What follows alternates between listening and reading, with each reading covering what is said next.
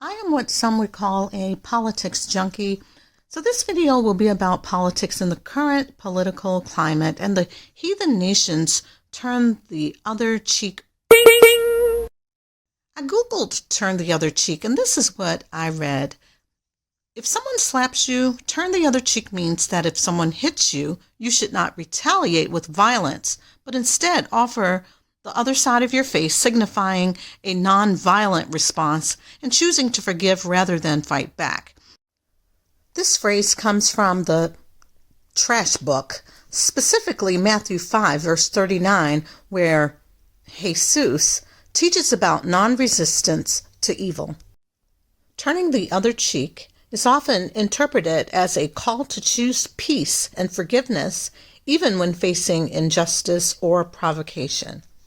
Hold the phone. Let's get something straight. Heathens, as in their typical fashion, think they can do whatever they want and let JC take the punishment for it. And now they also want to treat people any way they want, especially us Israelites. And we're supposed to turn the other cheek, forgive and forget, and treat them the way we would want them to treat us.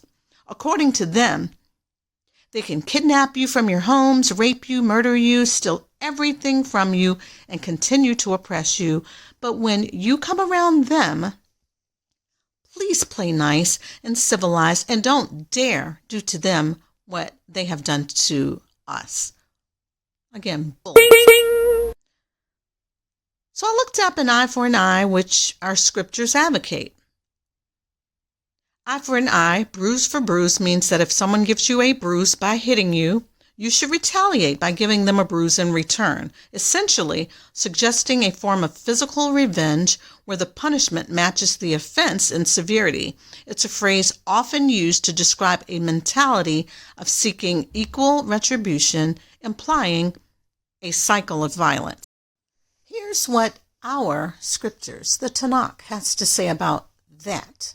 Because, yes, we have a scripture for everything, and I mean everything. Psalms 144, verse 1, a psalm of David. Blessed be Yah, my strength, which teacheth my hands to war and my fingers to fight. Leviticus 24, verse 21, he who puts a beast to death will have to make payment for it. He who puts a man to death will himself be put to death.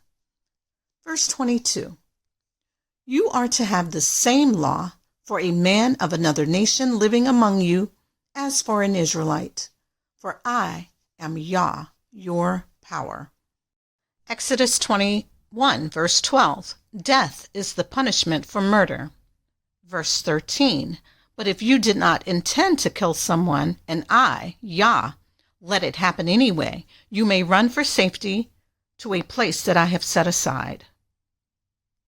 So for all of you heathens and others who are still in that new trash book, who tell us to turn the other cheek and to treat you better than you treat us by following the golden rule and all this other nonsense, why don't you, since you love to steal from our scriptures, why don't you read that? Why don't you read Leviticus that I just read and Exodus that I just read? This brings me to the point of my video. They expect this Hebrew woman to ignore the years of maltreatment and suck it up and turn the other cheek and so on just because they say so. They've called her every name you can think of other than a child of the Most High, or a daughter of Yah.